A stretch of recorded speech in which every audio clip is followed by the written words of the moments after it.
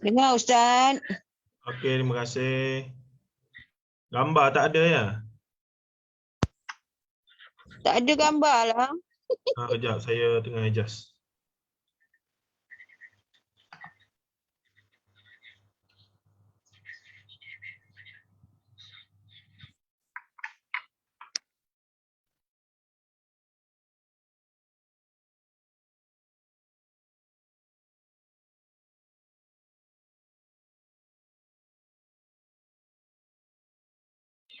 Okey, dah ada dah.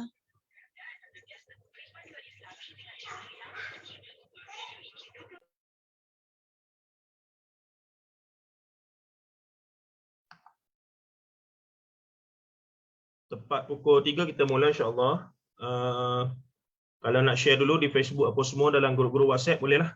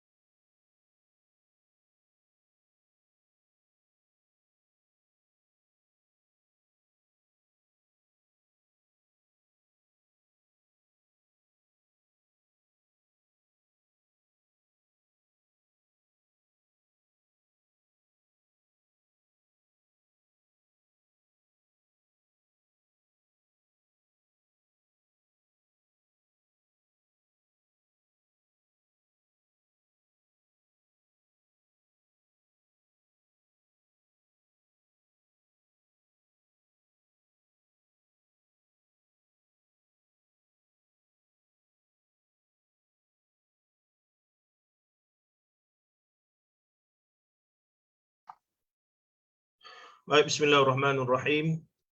Assalamualaikum warahmatullahi taala wabarakatuh. Innal hamdalillah nahmaduhu wa nasta'inuhu wa nastaghfiruh wa na'udzu billahi min shururi anfusina wa min sayyiati a'malina. May yahdihillahu fala mudilla lahu wa may yudlilhu fala hadiya lahu. Asyhadu an la ilaha illallah wa asyhadu anna Muhammadan 'abduhu wa rasuluh. Allahumma salli wa sallim wa barik ala Muhammad wa ala alihi wa sahbihi wa man tabi'ahum bi ihsanin ila yaumiddin, amma ba'd. فإن أصدق الحديث كتاب الله وخير الهدي هدي محمد صلى الله عليه وسلم وشر الأمور محدثاتها وكل محدثة بدعة وكل بدعة ضلالة وكل ضلالة في النار أو كما قال النبي صلى الله عليه وسلم لا نبي بعده. Alhamdulillah, terima kasih sekali lagi pada Akademi Tadabbur Malaysia, kelelaan ataupun yang dibina ataupun yang digagaskan oleh Ustaz Yusof Arba'in hafizahullah taala, dan juga kepada ibu-ibu ayah yang sentiasa bersama saya dalam siri yang kita dah masuk siri ketiga. Kita tinggal lagi 2 siri. Kita tengok bagaimana kalau kita sempat habiskan semua bab dalam buku ini, itu bagus. Kalau tak sempat pun sama ada kita sambung lagi ataupun kita tangguh ke bulan yang seterusnya.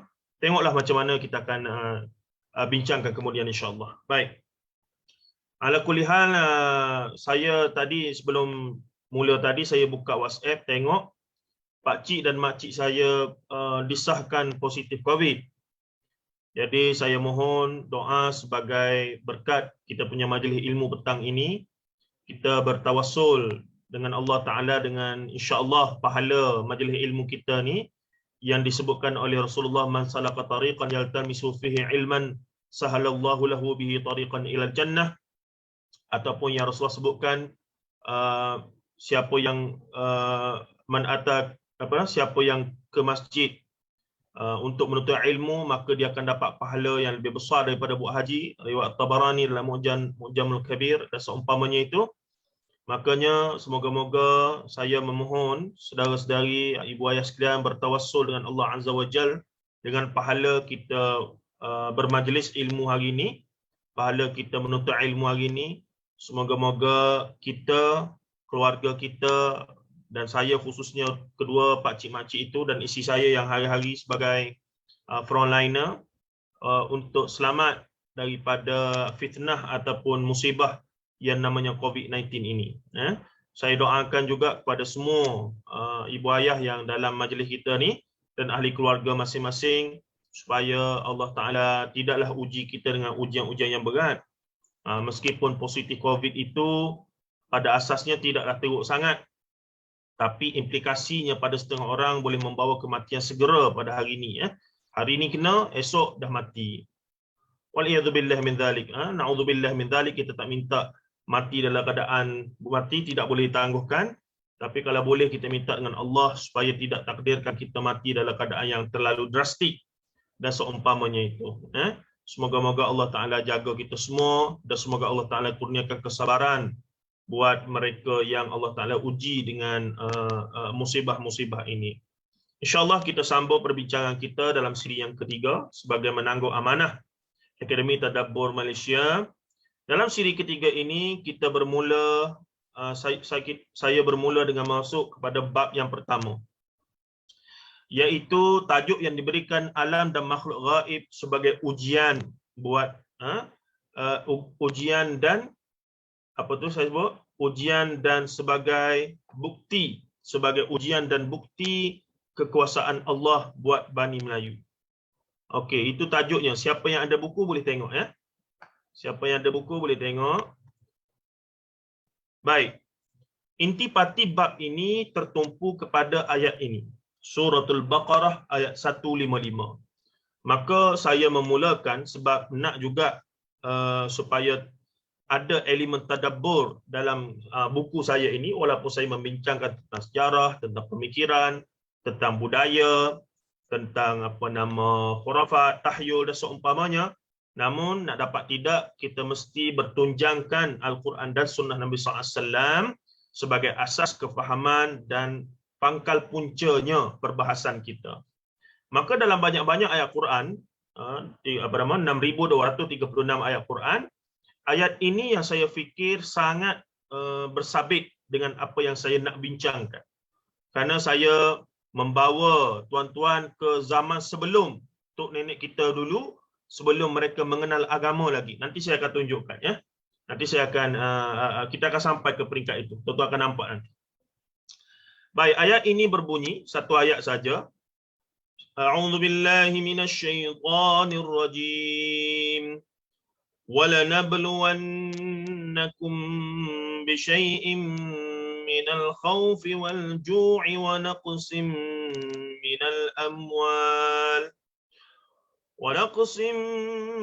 مِّنَ الْأَمْوَالِ وَالْأَنفُسِ وَالثَّمَرَاتِ وَبَشِّرِ الصَّابِرِينَ صَدَقَ اللَّهُ الْعَظِيمُ. Itu bunyi ayatnya, iaitu surah Al-Baqarah ayat 155. Yang maksudnya adalah demi sesungguhnya. Walanabluwannakum, satu penegasan ya. Demi sesungguhnya, walanabluwannakum, kami pasti menguji kamu dengan sedikit perasaan takut. Dalam kurungan kepada musuh. Ini terjemahan Syekh Abdullah Basmih daripada tafsir Pimpinan Ar-Rahman. Kami akan uji kamu, katanya kami akan menguji kamu dengan sedikit perasaan takut, yakni kepada musuh dalam kurungan, dan dengan merasai kelaparan, minal ju' wa naqsim minal amwal, dan berlakunya kekurangan dari sudut harta, wal anfus, dan juga nyawa, wal anfus wathamarat, dan hasil tanam-tanaman. Wabasyiris sabirin, dan ayat ini disudahi dengan lafaz yang berbunyi wabasyiris sabirin, dan berilah khabar gembira kepada mereka yang sabar ataupun orang-orang yang sabar. Itu ayatnya cukup ringkas dan jelas, tidak ada pelambangan-pelambangan, tidak ada kiasan-kiasan. Bukanlah ayat mutasyabihat, ayat yang tidak jelas, tidak. Tetapi tidaklah ayat ahkam. Dia lebih kepada ayat penyataan tentang realiti kehidupan manusia yang Allah sudah tetapkan sejak azali. Iaitu walanabluwannakum, pasti kamu akan kami uji. Baik, ayat ini paling tidak ada 5 perkara yang perlu diberi perhatian. Kalau kita pecah-pecahkan, dia ada 5 isu semuanya. Saya membaca tafsir Ibn Kathir, membacalah tafsir-tafsir yang lain. Tak lagi banyak dia punya tafsiran dan seumpamanya, melainkan memang memfokuskan tentang ujian dalam hidup seorang manusia itu. Baik. Cuba kita tengok satu persatu. Ayat ini bermula dengan walanabluwannakum, dan pasti, dan bahkan Syekh Abdullah Basmih memasukkan satu penegasan, demi sesungguhnya. Walanab, demi sesungguhnya.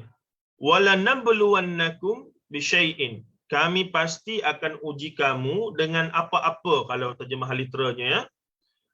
Kami pasti akan uji kamu dengan apa-apa yang melibatkan apa dia? Minal khawfi. Jadi Allah dari azali menegaskan, Allah pasti akan walanabluwannakum, aku pasti akan uji kamu. Kamu tu siapa? Kita semualah manusia.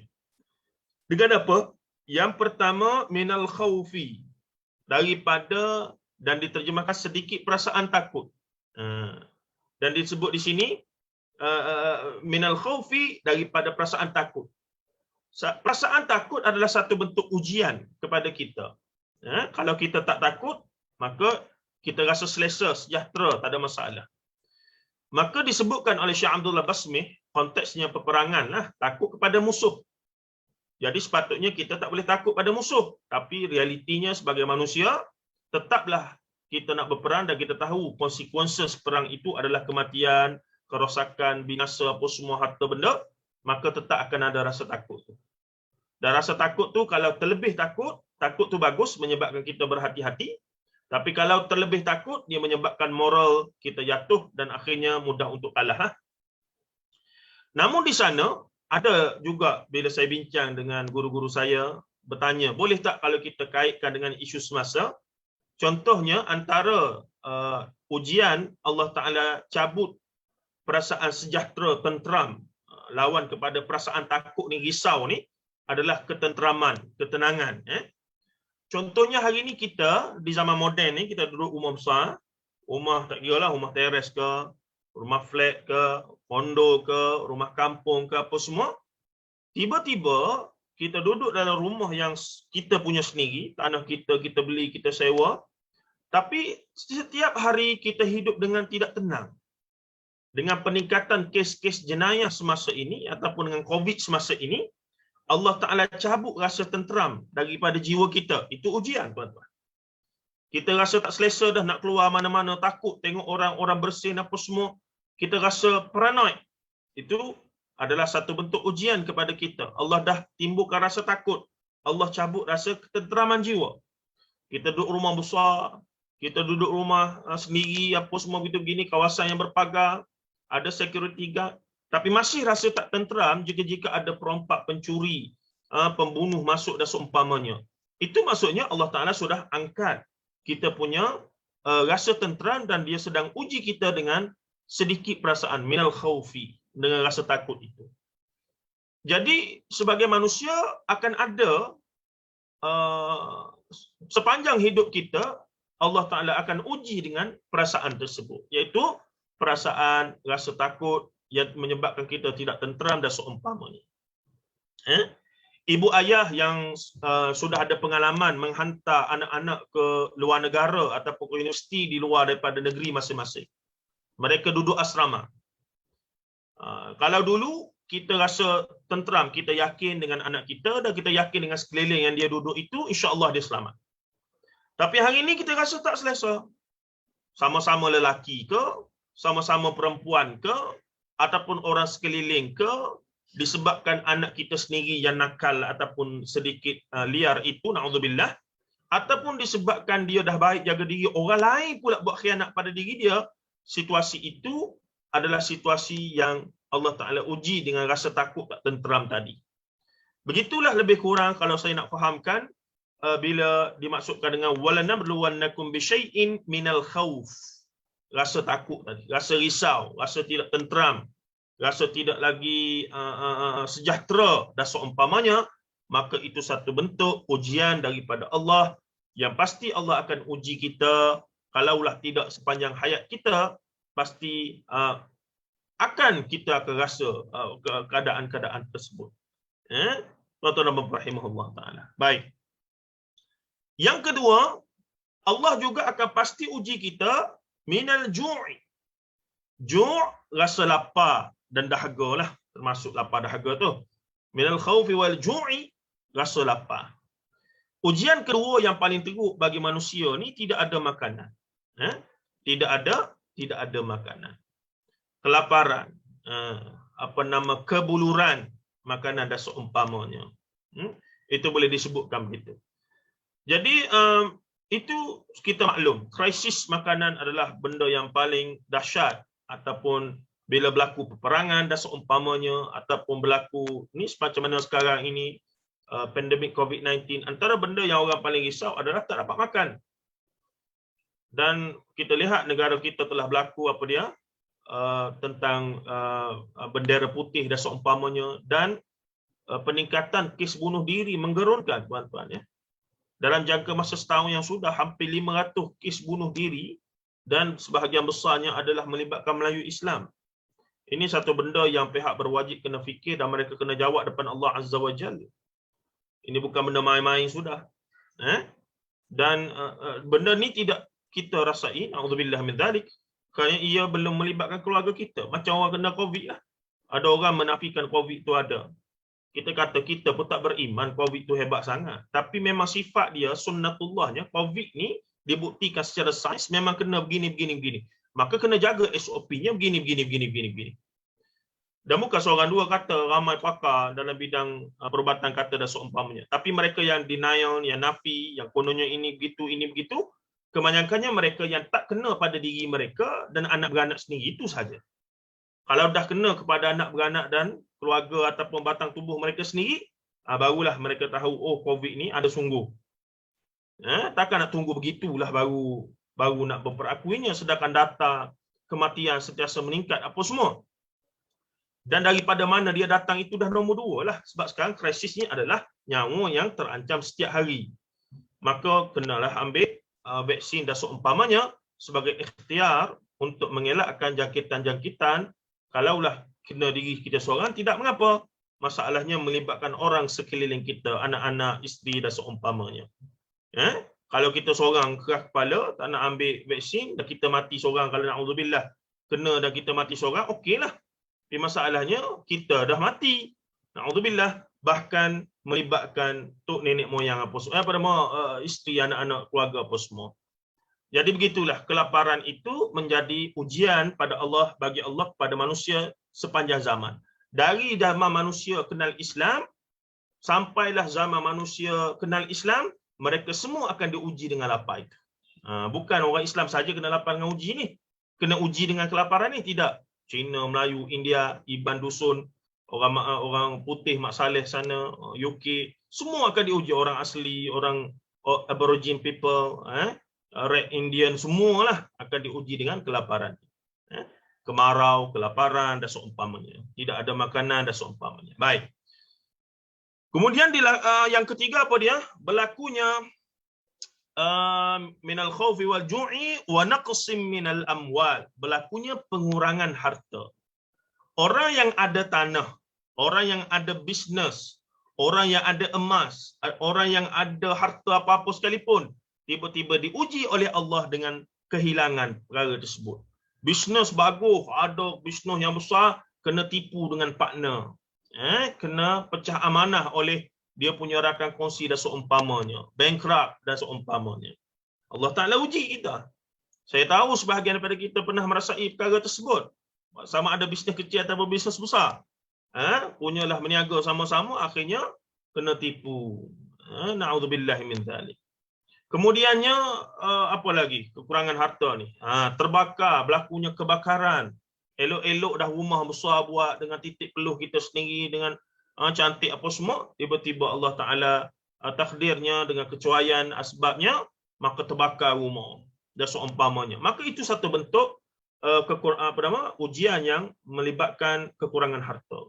Binatang, ternakan kita yang banyak, hebat, kaya kita, dengan banyaknya lembu dan seumpamanya, tiba-tiba dikenakan penyakit, kuku dan mulut habis semua, perlu dimatikan, kalau tidak berjangkit mati habis licin.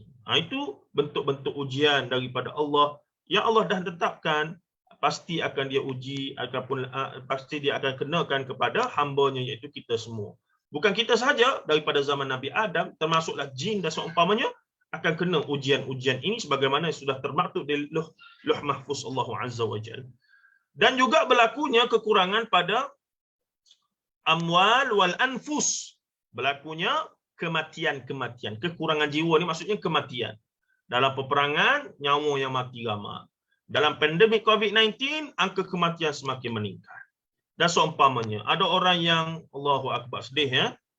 Ada orang yang mati, mak, ayah, adik-beradik, anak. Sekaligus, masuk sekaligus tu, sekarang ni tinggal dia seorang.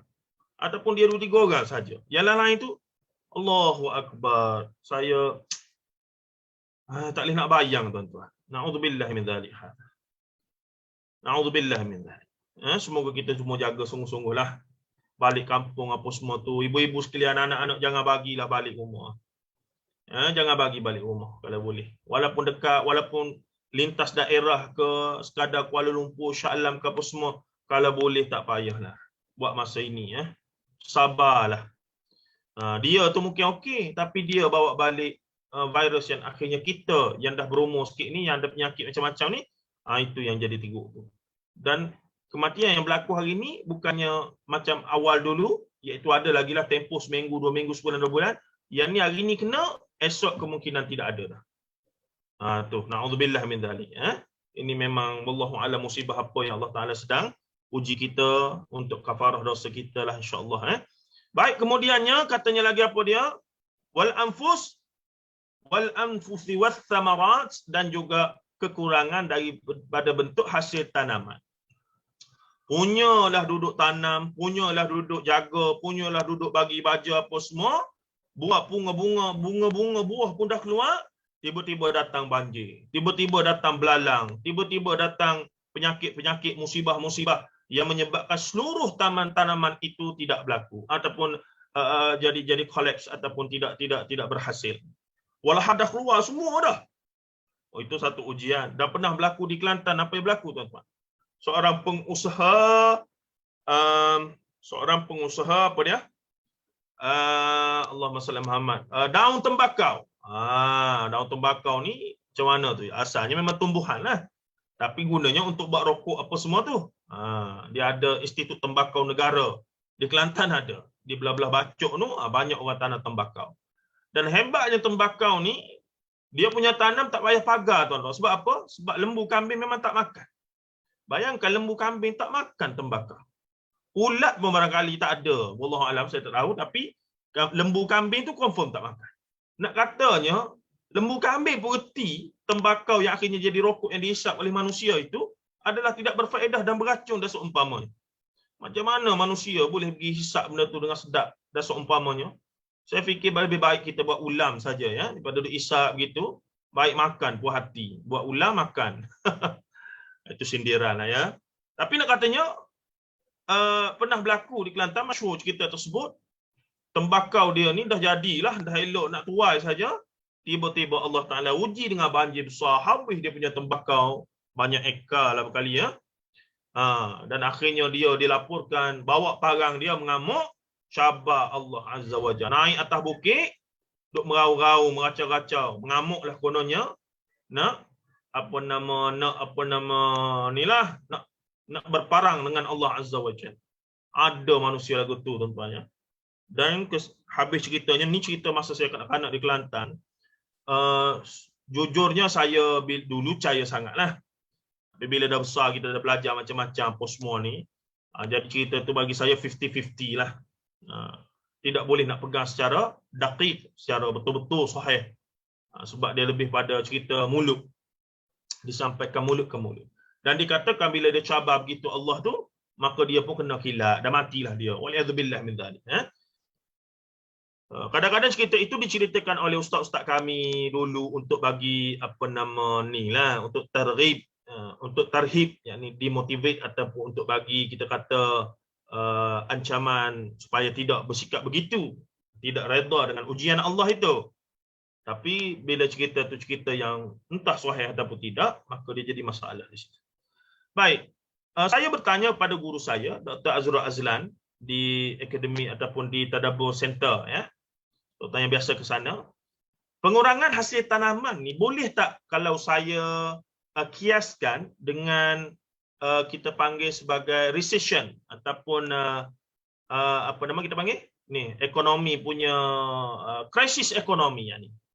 Ada orang dia melabur, pelaburan dia sudah makin bagus, tiba-tiba ganap, zero, bankrupt dia. Itu soalannya dia dah tanam, tiba-tiba nak tuai, nampak dah hasil tu. Ada dah 1 juta, 2 juta, jadi kaya dah ni. Modal dah keluar 500,000, contoh duk main saham.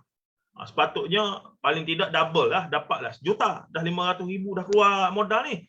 Tiba-tiba entah macam mana, dalam masa satu malam berlakunya sistem down ke apa semua tu gini, hilang langsung, zero dia punya pelaburan itu. Itu seolah-olahnya pengurangan hasil tanaman. Jadi dia kata boleh lah. Cuma tidak boleh lah sebut secara ni. Cuma boleh kiasan secara umum itu. Maksudnya, hasil tanaman ni kita duduk usahakan benda itu apa semua, sepatut dah boleh hasil akhirnya. Tapi di saat akhir nak boleh hasil tu, tiba-tiba Allah takdirkan kena ujian. Jadi itulah lima perkara yang termaktub di dalam ayat ini yang menjadi asas kepada perbahasan dalam bab ini. Tuan-tuan perhati betul-betul, ya. Dan akhir sekali Allah menyebutkan selaku bagi saya penyelesaian ataupun selaku ubat, selaku kita kata Panadol, selaku kita kata motivasi, selaku apa dia lagi? Selaku penegasan, pemakluman bahawa 5 ujian tadi pasti aku akan uji kamu, Allah kata. Kaedah tadabburnya, aku akan uji kamu, tak kira kamu siapa, di mana, bila, kamu dah Islam ke, kamu kafir ke, kamu apa ke, aku pasti akan uji kamu dengan 5 perkara tersebut, iaitu apa dia tadi? Minal khaufi wal ju'i wa naqsi minal amwal wal anfusi was samarat wal anfus was samarat. 5 perkara. Pasti aku akan uji kamu. Nah, tetapi siapa yang akan kita katakan boleh menghadapi dan termasuk orang yang berjaya melepasi ujian-ujian ini? Allah memberikan satu kenyataan, wabasyiris sabirin. Di akhirnya Allah sebut satu saja, wabasyiris sabirin. 2 patah perkataan, wabasyiris sabirin, dan berilah kabar gembira kepada orang-orang yang sabar. Saya teringat adik-adik kita ni yang baru nak berumah tangga, ya. Ada orang nak tanya soalan ke? Ada yang buka mikrofon tu? Saudara Hani Zuliani nak tanya soalan ke? Nampak dia buka mikrofon tu. Baik. Wabasyiris sabirin, dan berilah kabar gembira kepada orang-orang yang sabar. Saya teringat dulu, yakni ketika nilah adik-adik kita nilah masa dia nak kahwin apa semua. Tanya nasihat, Ustaz, nasihat saya sikit, saya baru nak kahwin. Saya kata satu saja.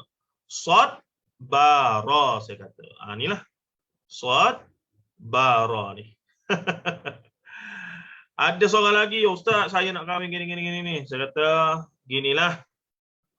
Ataupun ada seorang ni dia ceritalah kalau dia kahwin dia macam ni, dia macam ni, dia macam ni, dia macam ni, dia macam ni. Dia kata saya akan layan isteri saya begini, saya akan buat begini. Saya pun dengar, kita masa tu dah kahwin 5-6 tahun dah. Nah, saya berkata gini, akhi, entah kahwin dulu, lepas 5 tahun, entah jumpa anak balik, kita bincang balik perkara tersebut.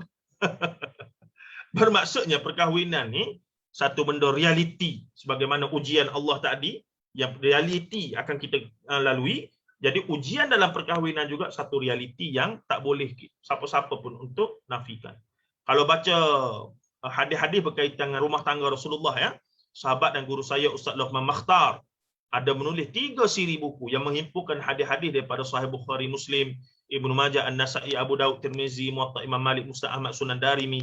Dia himpun semua hadis-hadis yang berkaitan dengan asam garam rumah tangga Rasulullah. Kalau kita baca satu-satu tu terkejut bagaimana isteri-isteri Rasulullah pun, bila kita baca tu, lebih kurang kita je. Dia punya sisi kemanusiaan itu, rasa marah, cemburu, merajuk. Rasulullah pergi pujuk, Rasulullah buat tak tahu, Rasulullah marah sampai merah muka walaupun tidak maki hamun. Rasulullah tak maki hamun, tapi jelas wajah Rasulullah menunjukkan marah. Itu sifat-sifat yang ada pada kita lah. Maksudnya rumah tangga Rasulullah tidaklah heavenly ever after macam rumah tangga yang tidak ada krisis langsung. Tidak, ada juga. Cuma bila kita belajar, kita akan dapat tahu bagaimana Rasulullah menguruskan konflik-konflik dalam rumah tangga baginda dengan bijaksana. Sebab tu Rasulullah manusia, bukan malaikat. Supaya kita boleh tiru, khususnya suami lah. Bagaimana isteri-isteri pula boleh belajar cara para isteri dan juga untuk mendidik suami, dan seumpamanya itu bahaya besar. Jadi di situlah menariknya. Jadi nak ceritanya wabasyiris sabirin. Ubat dan juga antidot di sebalik 5 ujian tadi adalah wabasyiris sabirin. Tak ada benda lain dah. Natijahnya membawa kepada kematian. Na'udzubillah min dzalik, wabasyiris sabirin. Natijahnya membawa kepada positif COVID, walaupun kita dah jaga SOP, dah ambil injection, vaksin apa semua, takdirnya kena lagi wabasyiris sabirin. Kita dah lunaskan hak-hak kita sebagai hamba Allah untuk Allah dan untuk sama manusia. Dan itu sungguh-sungguh powerful yang namanya wabasyiris sabirin ini. Dan saya pun tak berani ulas lebih sangat sebab kita pun belum diuji dengan ujian-ujian yang orang lain kena, yang sudah terbukti mereka mampu untuk bersabar itu, tapi kita yang belum teruji ini pun tak tahu setakat mana yang kita mampu untuk bertindak seperti mereka itu. Tuan-tuan dan puan-puan rahimahullah taala, semoga kita berdoa pada Allah, bismillahilladzi la yadurru ma'asmihi syai'un fis sama'i was-sami'ul 'alim. Biasalah zikirkan 3 kali sehari semalam bila nak keluar rumah. Bismillah la haula wala quwwata illa billahil aliyil azim. Dan seumpamanya doa-doa zikir-zikir Pelindungan daripada Allah itu janganlah kita putuskan setiap kali keluar daripada rumah dan balik rumah dan seumpamanya. Tuan-tuan dan puan-puan rahimahullah taala. Baik, kita pergi lagi. Jadi inilah, kita dah faham konsep tadi, maka saya nak bawa tuan-tuan kembali ke zaman tok nenek moyang kita, awal lagi di Nusantara ni, sebab kajian kita kan alam Melayu, khurafat tahyul dan mistik di alam Melayu ni, di alam Melayu. Jadi alam Melayu ni dia tak ada Indonesia, dia tak ada Malaysia, dia tak ada Filipin, dia tak ada. Alam Melayu ni satu kawasan yang kita katakan yang digelar sebagai tempat orang bercakap bahasa Melayu lah. Zaman dulu ancient. Bahkan mungkin dia tak cakap bahasa Melayu pun, bahasa apa tak tahu dulu tu, untuk nenek moyang kita dulu ya. Jadi mereka ni, cuba kita imagine. Mereka ni manusia yang hidup dalam keadaan tidak ada agama dan kepercayaan, belum ada sistem. Belum ada sistem kepercayaan lagi. Bagaimana apabila Allah Ta'ala uji mereka dengan 5 perkara tadi, mereka respon terhadap ujian tersebut. Kalau kata kita orang Islam, kita tahu dah, wabasyiris sabirin. Dan kita laksanakan sunnatullah untuk mengatasi ujian-ujian tersebut. Kalau orang Buddha ataupun orang Hindu, ya mereka ada kaedah-kaedah berdasarkan agama mereka dan seumpamanya.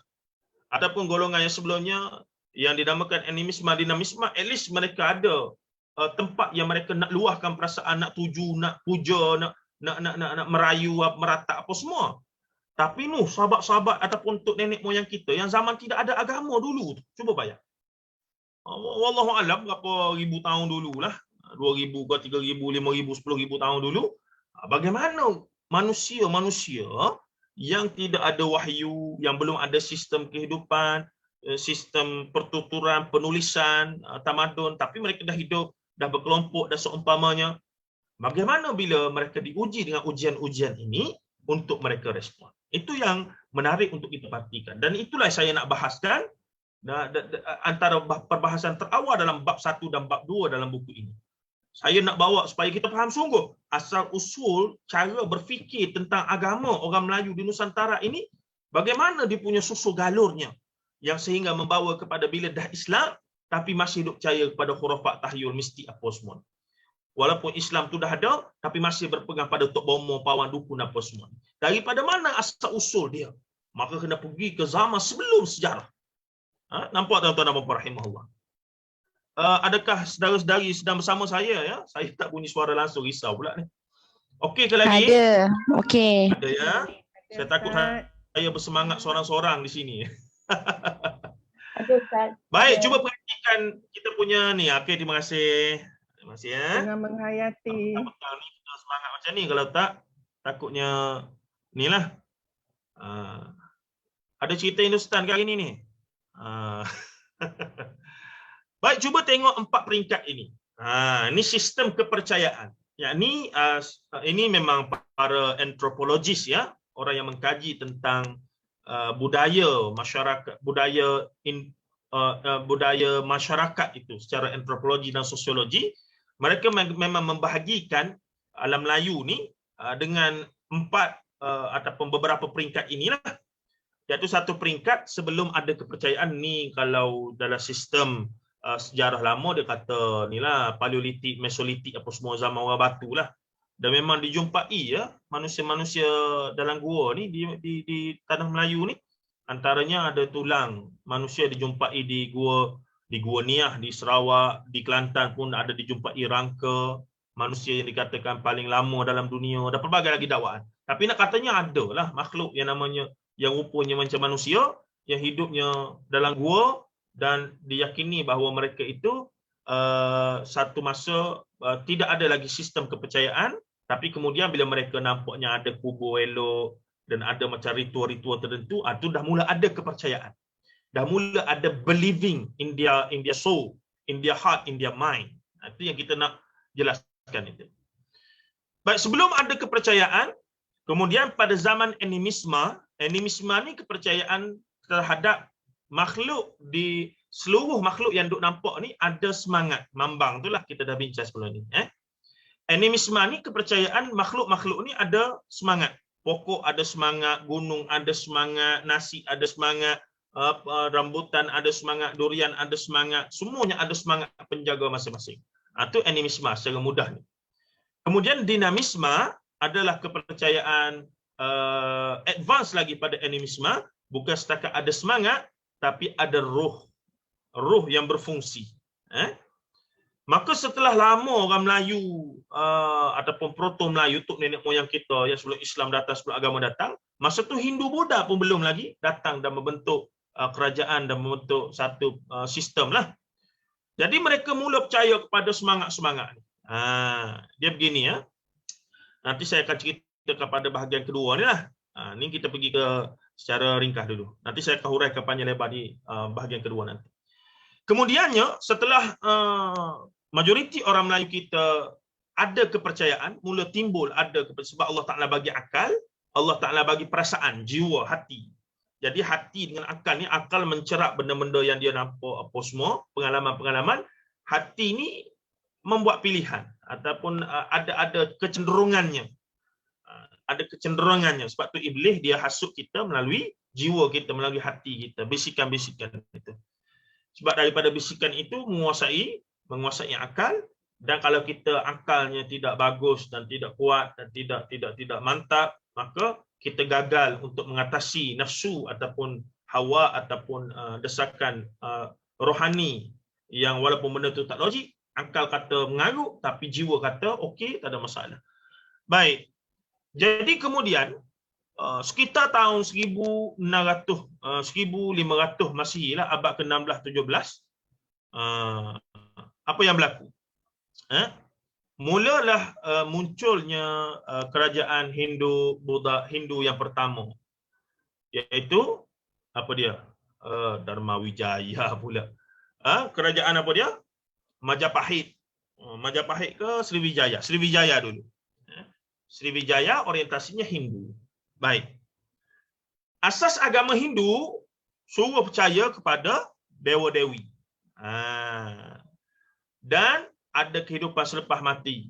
Dan juga ada kepercayaan tentang roh. Roh orang mati itu boleh jadi hantu apa semua.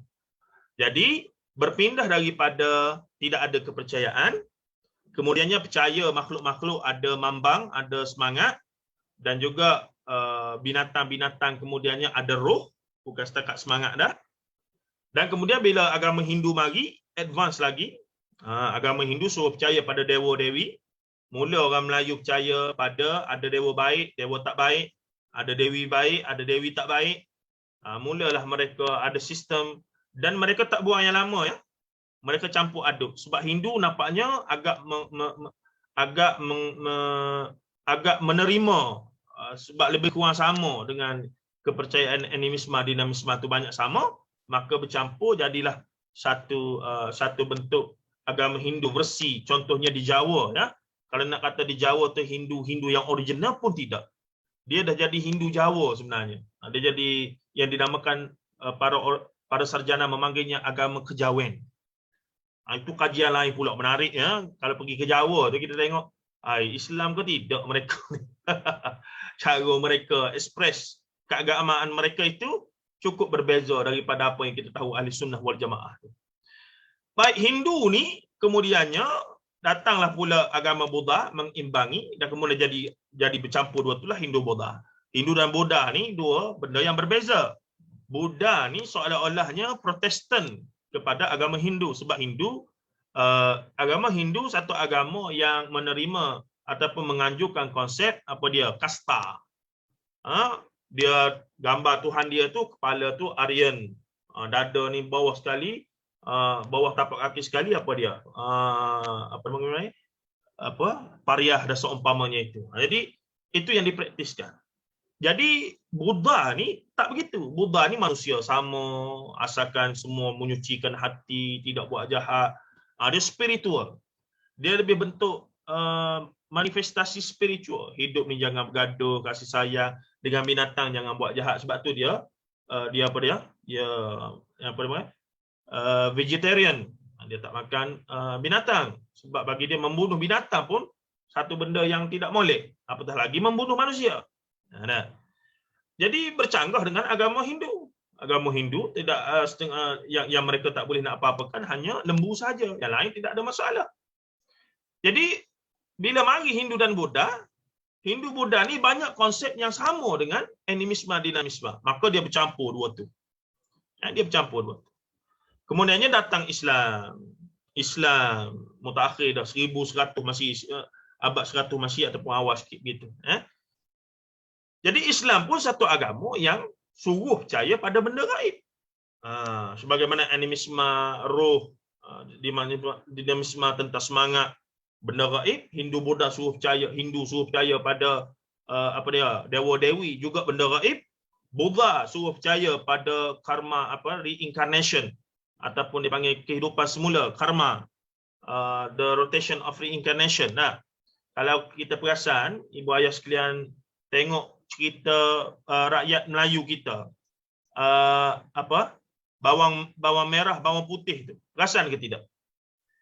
Ketika mana ibu bawang merah, bawang putih tu kena bunuh, nah, dia jadi ikan. Itu satu konsep karma tu sebenarnya. Jadi bila mati, menjelma jadi ikan. Ikan kaloi. Ikanlah kaloi. Itu anak dia menyanyi lah tu. Kemudian mak tiri dia dengan bawang merah tengok, oh ni rupanya ambil makan, masak, bagi bawang putih makan. Bagi tahu itulah mak kamu tu, muntah balik kawan tu. Muntah balik, ambil tulang, tanam. Tanam, naiklah pokok apa tak ingat Jadi pokok pula, itu konsep reinkarnasi sebenarnya. Konsep kehidupan semula bagi orang yang soleh lah di sisi mereka, orang yang husnul khatimah. Jadi Islam lagi suruh percaya benda gaib. Beriman pada Allah, beriman pada malaikat, beriman pada nabi dan rasul, beriman pada jin iblis, beriman kepada syurga neraka. Sebahagiannya seakan ada persamaan dengan Hindu Buddha tu, seakan-akan. Tapi asasnya Islam lagi untuk betulkan. Ni cara beriman kepada benda gaib yang sebenar daripada Tuhan kamu. Yang kamu duk ambil daripada Hindu, Buddha, animisme, dinamisme tu kena buang semua. Ironinya yang berlaku di alam Melayu, yang Islam ni kita terima, akidah tauhid, rukun iman, rukun Islam pun semua gitu begini, tapi sebahagian daripada sisa-sisa kepercayaan daripada Hindu, Buddha, animisme, dinamisme, kita tak tolak, kita tak hapuskan 100%. Walaupun perkara itu kalau tak bercanggah dengan Islam boleh diterima, tapi yang bercanggah pun kita terima juga. Ini yang jadi masalahnya yang nak dibincangkan. Baik. Di sini dah dalam bab yang kedua, habis bab 1 ya. Kalau siapa ada buku boleh baca dengan lebih detail lah. Di sini dah dalam bab 2, kalau kita tengok tajuknya faham alam dan makhluk gaib di alam Melayu sebelum kemunculan konsep agama yang sebahagian besar sudah saya bahaskan dalam saya menghuraikan stages dia tadi. Kepercayaan sebelum adanya kepercayaan agama, tadilah kita dah bincang ulang sikit, iaitu zaman tu tidak ada sistem. Apa yang berlaku, maka berlakulah. Tetapi Allah Ta'ala bagi pada manusia akal dan jiwa. Akal ni akan sentiasa storage maklumat sepanjang daripada dia kecil sampai dia besar.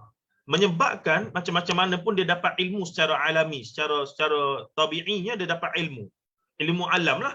Dia tahu bila angin bertiup macam ni, oh malam ni mesti hujan ni. Bila ni, oh tiap-tiap tahun bila bulan bila air jadi macam ni, oh ni maksudnya bah akan berlaku. Oh ni gempa bumi nak berlaku. Oh ni, tu dia panggil ilmu juga.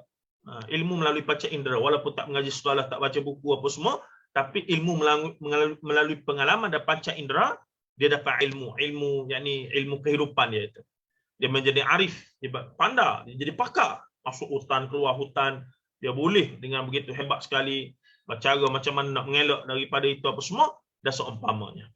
Dan mereka ada hati perasaan juga secara fitrahnya untuk rasa marah, rasa takut, rasa apa begitu begini. Jadi dengan adanya kombinasi antara akal dan jiwa, perasaan tadi, lama-lama mereka dan iblis of course main peranan, mereka mula ada kecenderungan untuk berpegang bahawa di sebalik apa yang kita tengok ini, alam ini, sebab alam ni dia bergerak dengan teratur. Dia bergerak dengan teratur. Esok matahari terbit dari barat timur dan turun di barat. Jadi hari-hari ni secara tidak langsung mereka yang berfikir sikit, walaupun mereka tu zaman tu, mereka mula tahu di sebalik ni mereka mula membuat spekulasi lah.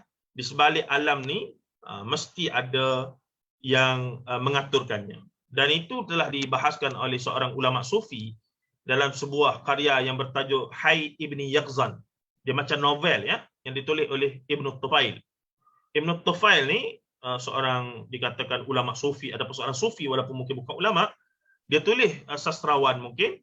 Dia tulis satu novel ataupun hikayah yang bertajuk Hai Ibni Yaqzan. Hai, hayyun, hidup. Yaqzan, yaqadhah. Yaqzan ni yaqadhah, berdiri, sedar. Jadi secara literalnya, hidup anak sedar. Tapi dia ada falsafah di sebalik penamaan tu. Dia katakan begini, Hai Ibni Yaqzan ni pada suatu hari seorang baby ni telah terdampar di satu pulau. Ringkas cerita ya. Bila dia terdampar di satu pulau, apa yang berlaku? Baby ni, bayi ni telah dijumpai oleh seekor kambing. Ni Jungle Book edisi Islamik. Dia dijumpai kambing. Kalau Jungle Book dijumpai oleh sama ada sekumpulan serigala ataupun Mowgli ni, dia punya bear tu, dia punya beruang. Itu yang masyhur dalam hikayat 1001 Malam dan Seumpama. Tapi yang ni apa yang berlaku adalah apa dia? Dia dijumpai oleh seekor kambing. Dan dia telah disusukan dan dijaga oleh kambing itu sehingga dia berumur belasan tahun. Takdirnya pada suatu hari kambing itu dah tua, meninggal, mati dia. Ibunya si Hai ni, ibu angkat dia ni, ibu susuan dia ni. Jadi bila mati tu, tuan-tuan, Hai ni duduk tengok ibu dia tu daripada sakit, tak bergerak, sakit, berjalan slow-slow, nampak tak bermaya apa semua tu, kemudian mati, terbiar di situ, daripada kemudian busuk, mereput, kemudian ulat mari makan, hilang. Jadi dia ni sebagai manusia, sebab dia bukan binatang, dia manusia, cuma dibela oleh binatang dalam cerita tu ya. Dia bila dia tengok proses tersebut, secara otomatiknya, secara fitrahnya datang dalam jiwanya berfikir bahawa pasti di sebalik proses ini ada yang menentukan, ada yang menjaga, menyuruhnya, ada yang menentukan mesti begini. Dia tengok matahari naik daripada barat, naik daripada timur, turun di barat, air pasang, air surut, fenomena alam sekeliling dia. Dengan umur dia belasan tahun itu, dia mula diberi ilham atau secara tak langsung dia cuba mengasah akal dia untuk berfikir dan seumpamanya. Ringkas cerita lagi, satu hari tiba-tiba di pulau yang tiada manusia itu ada orang lain juga sesat, manusia. Dan bila sampai tu mereka pun berkawan dua tu, entah macam mana bercakap. Dia kata cerita ni. Betul? Bila bercakap, ya. Ada nak tanya ke? Ada yang nak tanya ke? Oh, tidak ada ya. Okey. Jadi apa yang berlaku kemudian adalah ringkas ceritanya lagi, mereka berkawan. Habis mereka berkawan tu adalah yang dibincangkan tentang hakikat Tuhan apa semua. Tapi pada saya macam mana Hai nak cakap dengan kawan tu, sebab Hai ni tak pernah duduk dengan manusia tu, pasal habis tu cerita lah. Itu kata kita kata cerita tu. Jadi apa yang berlaku adalah ringkas cerita, sahabat ni tadi yang sesak ni berjaya bawa Hai pergi ke bandar, pergi ke tempat tamadun ada manusia, dan Hai ni mencari Tuhan. Ni cerita perjalanan mencari Tuhan sebenarnya, falsafah di sebalik tu. Dia buat novel macam novel lah. Jadi dia try pergi kepada agama Nasrani, Yahudi apa semua begini-begini. Ringkas ceritanya bila dia pergi jumpa dengan ulama Islam, bertanya itu ini begitu begini, akhirnya Hai berpuas hati dengan jawapan yang katanya ulama Islam menjawab persoalan-persoalan tentang ketuhanan kepada dia, dan akhirnya Hai pun masuk Islam. Begitulah cerita Hai bin Yaqzan. Dia nak katanya manusia ni walaupun dia zero knowledge ataupun dia, tapi dengan akal dan jiwa dia, tools yang Allah Taala bagi, jika dia fikir sikit, dia nak guna akal, dia curious, dia nak cari jawapan di sebalik siapa yang buat alam ni, lepas kita mati kita ke mana. Ada 3 soalan ahli falsafah tanya ya. Limadza ji'na? Kenapa kita ni ada? Wujud kita ni kenapa? Min aina ji'na? Daripada mana kita datang? Limadza ji'na? Kenapa kita ada? Kita ada wujud ni. Ila ainal masir? Selepas ni kita ke mana? Matlamat tujuan kita. Takkan mati-mati habis begitu saja. Ni 3 soalan yang ahli falsafah zaman Yunani dulu tak boleh jawab. Kemudian zaman Islam, bila ada wahyu, baru wahyu Allah menjawab soalan-soalan ni. Jelas? Min aina ji'na? wa idh qala rabbuka lil malaikati inni ja'ilun fil ardi khalifah. Ya. Limadza ji'na? Limadza ji'na? Kenapa kita ni wujud? Wa ma khalaqtul jinna wal insa illa liya'bud. Tengok wahyu jawab. Ila ainal masir? Ila Allah. Fil akhirah ila jannah insya-Allah. Itu jelas kita punya perjalanan. Orang bukan Islam yang tidak ada wahyu, orang yang tidak mendapat suluhan wahyu, mereka tidak mungkin akan dapat jawab 3 persoalan asas yang penuh dengan 3 persoalan agung dalam falsafah kemanusiaan itu. Baik, kita pergi laju sikit ya. Jadi setelah zaman itu pergi ke zaman animisme dinamisme, saya sudah terangkan tadi lebih kurang, bila mereka membuat pilihan, iaitu mereka mula percaya kepada ada sistem kepercayaan, datang animisme dinamisme. Cumanya zaman sebelum Islam ni dah datangnya animisme dinamisme ni. Ketika inilah munculnya yang dinamakan kepercayaan terhadap makhluk-makhluk halus, roh-roh apa semua, makhluk halus apa semua ni, muncullah sistem ataupun kelompok yang dinamakan mereka yang boleh berinteraksi dengan mambang, mereka yang boleh berinteraksi dengan roh apa semua ni. Dia ketika ni bila mereka dah tahu tentang, mereka mula ada rasa di sebalik alam ni pasti ada orang yang jaga. Siapa mereka? Maka mereka berspekulasi, pasti ada semangat. Semangat tu, semangat ni.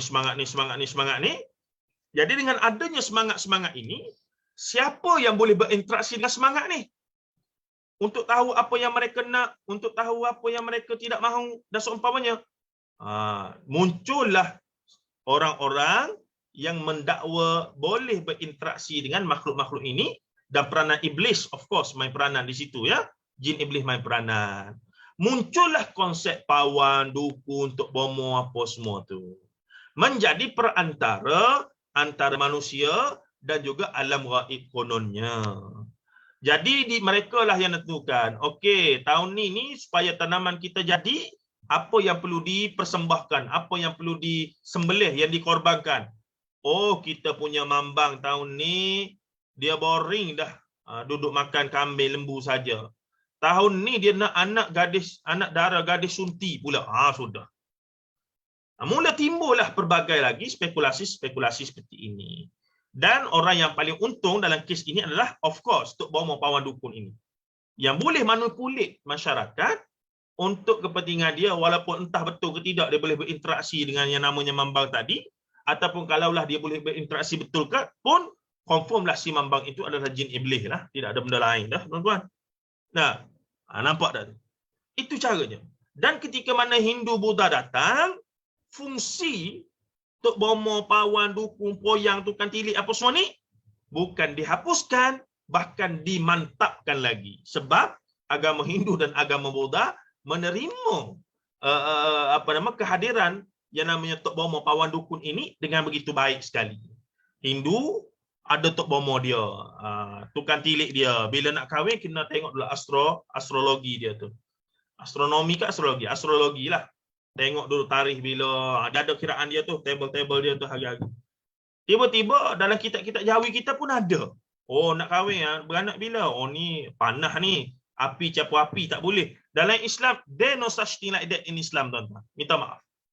Tidak ada kiraan tanah, api, bumi apa semua. Tidak ada.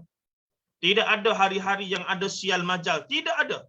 Yang ada adalah 10 Zulhijjah yang sedang kita berada ini adalah hari yang dalam hadis sahih menyebutkan jika beribadah fadilatnya lebih daripada jihad fisabilillah.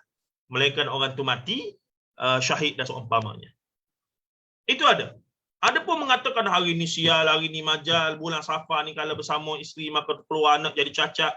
Yang ada sebahagiannya ada dalam kitab-kitab Jawi Melayu. Tajul Muluknya, Majmu' Syarifnya apa semua tu, itu tidak berasal daripada Quran Sunnah, walaupun kitab tu kitab Jawi, tulisan kitab Jawi yang ada ayat Quran dan seumpamanya. Kita kena faham sungguh tu. Yang ni yang kita keliru ni, sebab tu saya bawa tuan-tuan daripada awal lagi supaya faham sungguh. Kenapa yang kita ni jadi payah nak keluar daripada benda ni? Sebab dia sudah berakar bukan 100-200 tahun, 1000 tahun, 2000 tahun dulu lagi. Sebelum tok nenek moyang kita jumpa Islam lagi, dah main benda ni. Dah pegang benda ni. Nampak ke tidak tu? Ke saya duduk syok seorang ni? Boleh ke? Ibu-ibu sekalian? Boleh Ustaz, boleh. Allah. Saya minum kejap ya.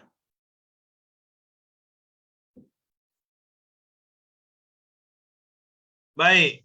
Sebab itulah sistemnya. Kalau orang tanya macam minggu lepas, ada siapa tu puan ibu kita tanya tu, masih lagi, kenapa orang Melayu kita ni masih lagi duduk terlibat? Kalau sikit sebanyak mungkin sudah terjawab kenapa. Sebab berakar terlalu lama. Dan setiap kali agama mari tu, benda tu tak hilang, melainkan dia bersama. Dia adjust, dia kita kata berasimilasi. Masa Hindu mari, dia berubah jadi bentuk Hindu. Jadi dia terima agama Hindu, tapi yang untuk pawan dukun, yang puja setan iblis ni ada juga. Sihir apa semua ni. Bila Buddha mari pun, kebetulan agama Hindu dan Buddha ni pun meraihkan benda-benda yang bersabit dengan hantu lah apa semua ni. Oh, lagi seronok lah mereka. Sekali lah. Sedang elok lah. Dan ketika Islam mari, sini dia ada masalah sikit. Sini dia ada isu sikit. Akidah tauhid, menafikan semua selain daripada tauhid. Tak boleh minta iyyaka na'budu wa iyyaka nasta'in, kita dah bahas dah minggu lepas. Tak ingat kena tengok balik ya. Bagaimana saya sebut orang Melayu, iyyaka na'budu tak ada masalah. Ya Allah, hanya kepadamu lah kami ibadahkan diri kami, tak ada masalah orang Melayu. Semua tahu ibadah mesti hanya untuk Allah. Qaulin wa fi'lin wa qalbin. Ibadah fi'liyah, yakni perbuatan, ibadah lafziyah, tidak ada masalah. Ibadah yang berbentuk lafaz, zikir-zikir, dan ibadah qalbi, ingat kepada Allah pun tak ada masalah. Tapi bila melibatkan wa iyyaka nasta'inu, konsep ikhtiar orang Melayu ada masalah. Sebab atas nama ikhtiar tu dia pergi pada tok pawan dukun. Sedangkan ikhtiar daripada perkataan khairun, khairun adalah baik, baik dalam konteks agama Islam adalah patuh syariat. Ya, boleh pergi merawat dengan rawatan tradisional, tak ada masalah. Tapi mesti rawatan itu patuh syariat dan bebas daripada unsur-unsur yang boleh membawa kita pada kesyirikan kepada Allah Azza wa Jalla. Tak ada masalah, boleh guna rawat tradisional, boleh guna ruqyah, tapi ruqyah yang syar'iyah. Perawatan tradisional yang syar'iyah, tak ada masalah. Ya, masalah sekarang yang bercampur aduk.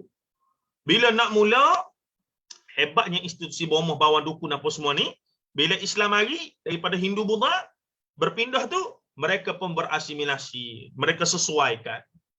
Kalau dulu Tok Bomohnya, dulu dia alam Melayu ni ada lagi, kita pergi rumah, mereka yang pergi rumah Tok Bomoh ni, dengan berpakaian hitamnya, peliklah dengan tengkoraknya, dengan kemenyannya apa semua. Hari ni pergi rumah Tok Bomoh, tuan-tuan, berjubahnya, macam ustaz lah. Waktu kita keliru tu, ustaz ni, ruqyah syariah ke bomoh? Tengok pada pakaian tu macam ustaz. Nah, tapi bila start perawatan, baca surah Fatihah pun tak betul ni, apa cerita? Nampak tak? Sedangkan mendakwa perubatan Islam. Di sinilah kita ni kena ada ilmu, tuan-tuan. Kita ni orang awam yang kadang-kadang Allah Ta'ala uji dengan sakit begitu, dan kita bagi ikhtiar nak cari penyelesaian, kena ada ilmu untuk cari rawatan yang benar-benar patuh syariah.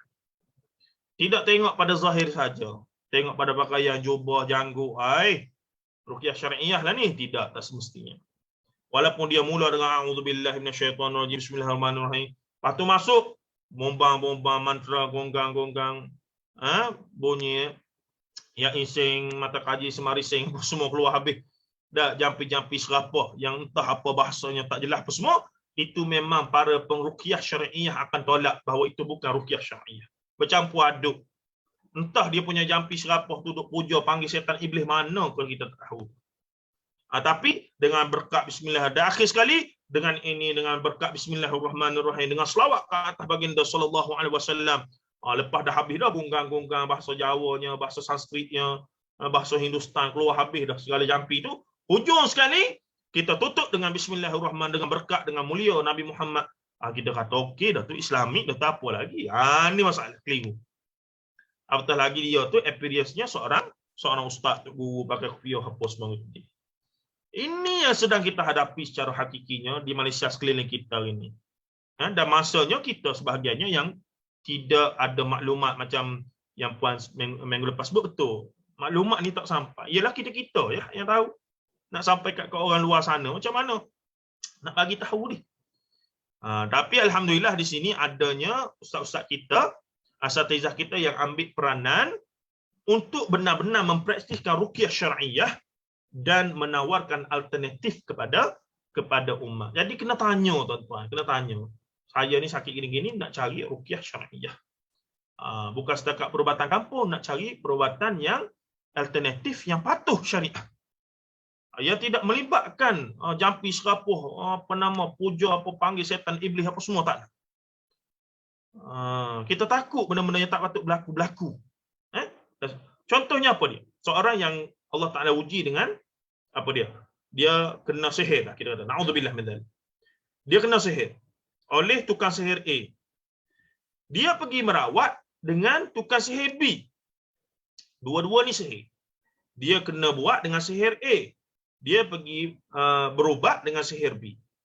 Kalaulah berjaya, alhamdulillah, bukan alhamdulillah. Kalau berjaya nasib baik, berjayalah. Betul-betul sihat dia. Betul-betul sihat tanpa implikasi. Kita kata ya.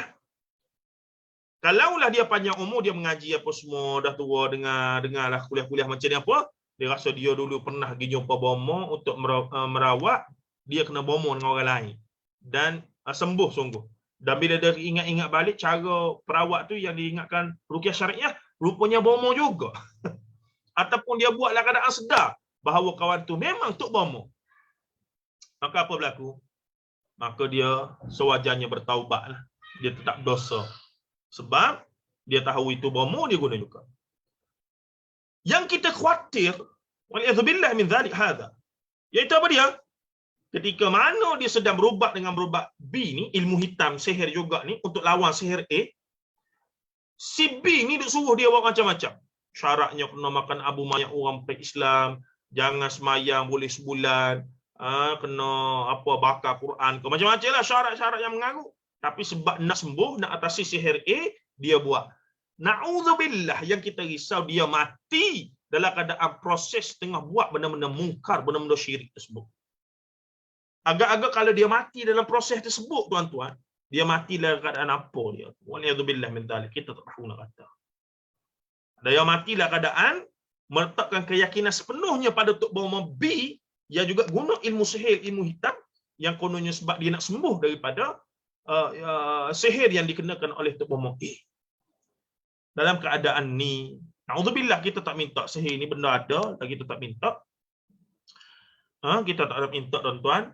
Tapi takdir, na'udzubillah, kalaulah kena sungguh pada kita, daripada kita pergi menggadaikan ataupun membahayakan akidah kita dengan berubat dengan satu orang yang suruh kita buat benda-benda yang boleh merosakkan akidah kita, lebih baiklah kita mati dalam keadaan kena sihir tu, dalam keadaan kita jaga akidah dengan kita yakin bahawa jikalah kita mati kerana sakitnya sihir itu, kafarah dosa-dosa kita itu lebih tinggi daripada kalau kita sembuh guna sihir juga, ilmu hitam juga. Itu lebih baik kalau mereka yang benar-benar faham prinsip akidah, bagaimana akidah itu menentukan syurga dan neraka mereka. Tuan-tuan dan puan rahimahullah. Itu yang kita boleh bagi kefahaman dan cadangan. Tapi dalam masa sama kita minta berlindung daripada Allah. Kita tak mahu kena sihir apa semua ni, sakit, tuan-tuan tak mahu. Kita jaga diri kita, baca suratul Baqarah di rumah.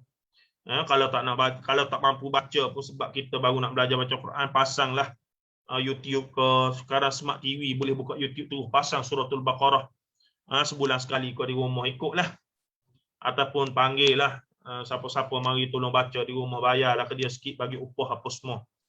Nah, ataupun kita suruh anak cucu kita ke, dan seumpamanya sebagai pagar rumah kita, suratul Baqarah.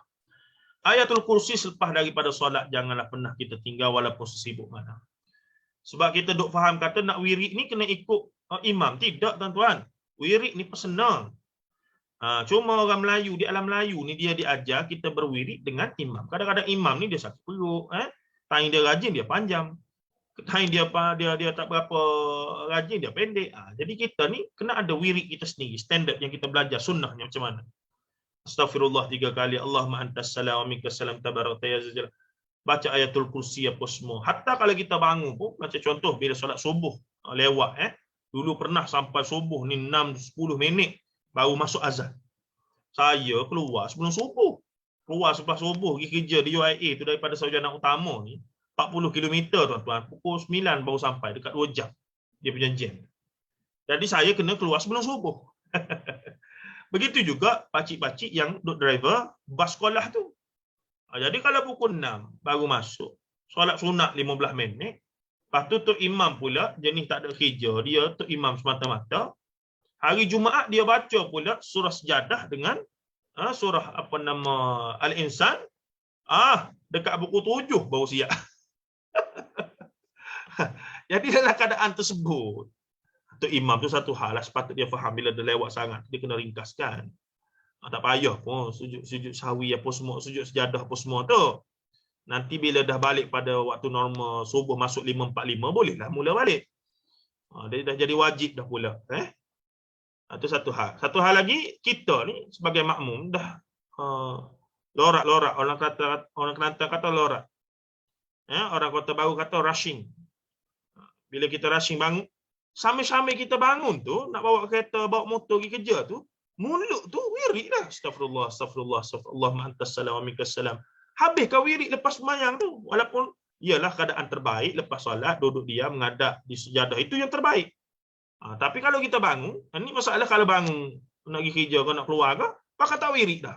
Itu yang kita kata tak kena lah. Sepatutnya walaupun bangun, tapi tetaplah mulut tu wirid sampai habis.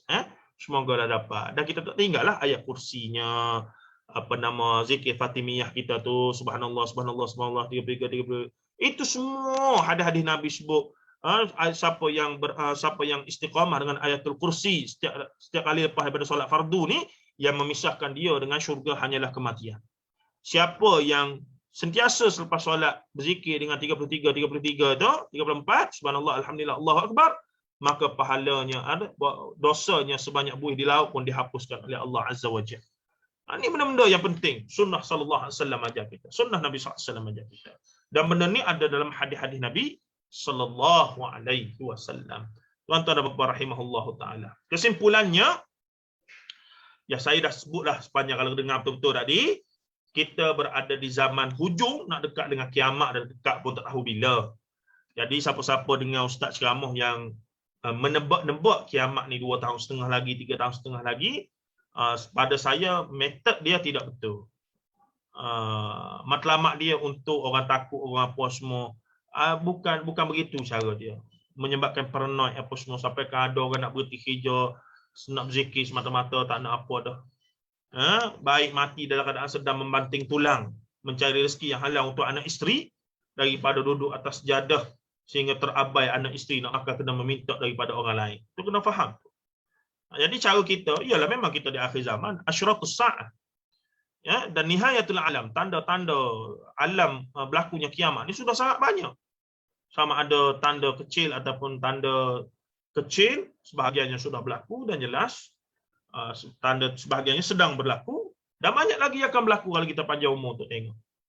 Tapi untuk seolahnya dengan teruja nak kata Dajjal dah keluar, ni nanti Ya'juj Ma'juj nak keluar, sehingga menimbulkan paranoid, rasa takut di kalangan masyarakat apa semua, untuk apa? Adakah itu yang Rasulullah SAW anjurkan? Tidak. Hatta disebutkan jika esok kiamat hari ni kita kena kerja seolah-olahnya esok tak berlaku apa-apa tu. Nampak tak konsepnya?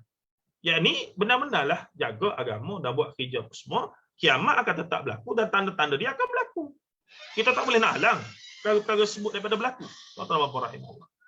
Jadi kita di zaman akhir yang bercampurnya semua perkara tersebut, yang bersinkretis semua perkara tersebut, yang kita memang kena ada ilmu kita sendiri untuk kita pandai membezakan. Yang ni perawatan yang benar-benar patuh syariah. Yang ni perawatan yang sudah bercampur. Walaupun nampak tak jelas, tapi risau-risau adalah unsur-unsur tersebut. Yang ni jelas. Memang mambang memang bomoh apa semua punya cerita lah, dan seumpamanya. Jadi tuan-tuan dan puan rahimahullah taala, saya berhenti di situ. Kalaulah ada soalan apa semua, minta maaf hari ini sedia sikit ya. Saya pun tahu macam mana jadi semangat ni. Jadi saya tutup dulu sharing ni. Jika ada soalan daripada sahabat-sahabat sekalian, oh ada banyak ni. Ada. Oh saya tak buka langsung chatbot ya. Minta maaf. Sekejap. Saya tengok balik. Okey. Okey, soalan dia. Ada soalan kan? Macam mana nak tegur orang yang degil yang masih gunakan khidmat bomoh dan bersekutu dengan iblis? Pertamanya, kalaulah kita kena pastikan betul-betul lah dia tu memang guna khidmat bomoh sungguh lah. Bomoh yang mambang, yang mengarut, yang tidak patut syariah ni lah. Adapun kalau yang dia pergi jumpa tu sebenarnya ustaz-ustaz yang jampi-jampi ruqyah-ruqyah ni tak ada masalah. Tapi kalau pergi jumpa ustaz-ustaz yang ruqyah syariah apa semua, takkan dia pergi minta nombor ekor betul? Ataupun dia pergi ke jirat-jirat Cina ke apa semua untuk buat tapaan apa semua tu, pasti tidak. Kalau yang ruqyah syariah betul, pasti tidak. Kalau yang ke arah bawa gitu tu confirm. Memang mengaruh lah, memang mengaruh. Walaupun kawan tu pakai kopiah ke, janggut panjang ke, tapi duk ajar pergi cari batu permata dalam serai lah, apa macam-macam lah. Tuan-tuan boleh baca lah mastika tu. Masih lama lagi orang duk percaya benda tu. Bahkan sebahagiannya agamawan ustaz terlepas diri saya jumpa, tuan-tuan. Masih lagi percaya. La haula wala quwwata illa billahil aliyyil azim. Kita kata macam mana ni cerita dia. Sebab tu benda ni 1000 tahun dulu, 2000 tahun dulu punya cerita. Ni hebatnya iblis ni. Sebab tu saya sebut minggu lepas. Iblis ni bila dia mari dengan orang Melayu, dia tahu kalau nak mereka nak menyebabkan orang Melayu ni apa dia? Kalau mereka nak jadikan orang Melayu ni kita katakan keluar Islam, murtad, disembah tokoh-tokoh apa semua, memang tak berlaku lah gitu, payah. Memang payah. Jadi apa yang boleh mereka buat? Mereka kata gini, resolusi mereka untuk orang Melayu, iblis ni, jin iblis yang jahat ni. Mereka kata orang Melayu ni dia nak Islam, dia nak soleh, dia nak baik, dia nak ikut sunnah, dia nak pergi Mekah buat haji. Kita bagilah, dia nak buat hudud ke apa semua, kita bagi, tak ada masalah. Bagilah mereka. Tapi mereka ni, orang Melayu ni, kita kena pastikan mereka jangan tinggal tok bomoh, pawan, dukun, tangkal, mangkal dan kepercayaan sial majal mereka. Itu kita jangan tinggal. Walha, itulah perkara yang dengan mudah kita boleh jadi syirik kepada Allah. Allahu Akbar, hebat iblis tuan-tuan. Licik betul. Licik betul. Kita rasa bila kita semayang, kita puasa, kita zakat, kita haji, kita selamat dah akidah kita. Tidak, belum lagi. Walaupun kita semayang, puasa, zakat, haji, tiba-tiba kita pergi jumpa Tok Bomoh, minta tolong macam-macam, dan Tok Bomoh tu guna sihir, Tok Bomoh tu guna memang ilmu yang tidak patut syariah. Dan kita tahu perkara tersebut sebenarnya kita sedang syirikkan Allah Azza wa Jalla. Kita sedang syirikkan Allah Azza wa Jalla. Sebabnya kita rely on Tok Bomoh tersebut, yang bila Tok Bomoh tersebut benda-benda gaib, kita percaya, kita yakin, kita iktikad. Sedangkan dalam Islam Quran sebut 47 ayat. Ada kalimah al-ghaib dalam Quran, dan banyak lagi ayat lain yang isyaratkan, hadis lain yang isyaratkan bahawa perkara gaib mesti hanya Allah Ta'ala sahaja. Tiba-tiba kita jumpa Bomoh cerita benda-benda gaib, kamu ni masa depan boleh jadi YB, kamu ni ada ni peluang jadi yang berhormat ni. Yang berhormat apa? Boleh jadi Perdana Menteri ni. Itu dia. Dan kita percaya, sedangkan dia sedang bercakap benda gaib, kita sedang letakkan sifat Allah kepada Tok Bomoh tadi. Yang ni yang kita nak bagi faham ni. Dia bukan main-main. Ke mana tu Pak Mat? Jumpa Tok Bomoh sekejap. Tak boleh. Saya pun pening kepala dia fikir, kenapa orang Melayu rasa okey benda tu? Bermaksud sistem akidah kita, pengajian selama ni, di surau masjid, tidak memberi kesan yang betul. Dan bila saya perhati balik, minta maaf, saya sebut.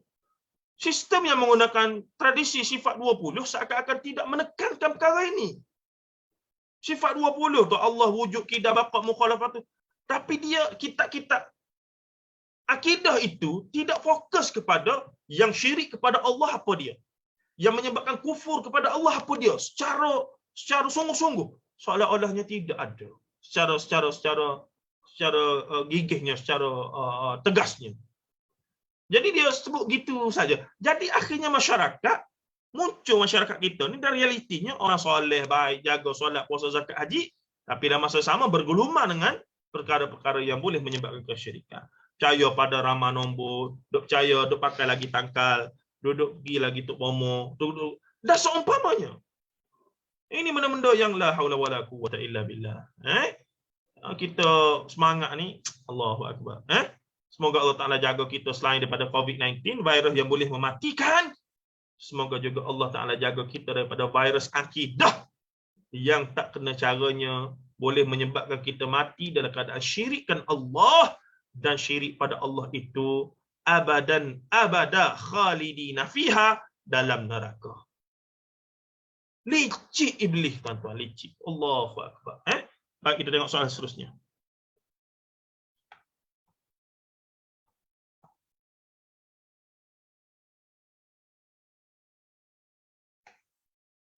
Puan Syairah Faiz, sarjana utama. Ya betul, saya di Seri Pristana 2/4. Oh, saya duduk kat Hilpa. Oh, Hilpa, sebelah tu yalah. Ada surau tu saya kuliah juga tu, surau. Saya tahu suami saya cakap ustaz saya datang. Ya. Man ata'arrafan fasalahu an syai'in lam yuqbalu lahu salatun 40 lailah. 40 hari tak terima solat. Gi jumpa saja ya. Gi jumpa bomoh saja. Gi jumpa saja tak terima 40 hari solat. Oh, dia pun kata kalau gitu elok tak payah sembahyang tu. Sedang elok belaka. Allahu akbar. Baik, kita tengok lagi sikit. Ustaz. Ya. Assalamualaikum. Ini satu lagi Ustaz. Contohnya kan katalah dia mengamalkan ayat-ayat contoh ayat kursi untuk kata ayat kursi lah. Tapi dalam dia membaca ayat kursi tu diguna pula air mengencis ke apa semua di kanan rumah tu, macam mana cerita? Itu satu. Yang kedua, ayat ni yang macam Ustaz cakap lah, pakai serban, pakai jubah, tak baca ayat Quran tapi dia guna medium limau. Guna limau tu contoh nak buang batu karang, dia proof pula yang batu karang dia, lepas dia pusing-pusing limau tu ada batu dalam limau tu. Tu benda macam tu apa ni Ustaz, dia kecil tapi takut kita tergelincir akidah kan. Okey, itu saja Ustaz, terima kasih. Yang teknik guna air itu sebenarnya kalau ikut ruqyah syar'iyah pun yang betul ya.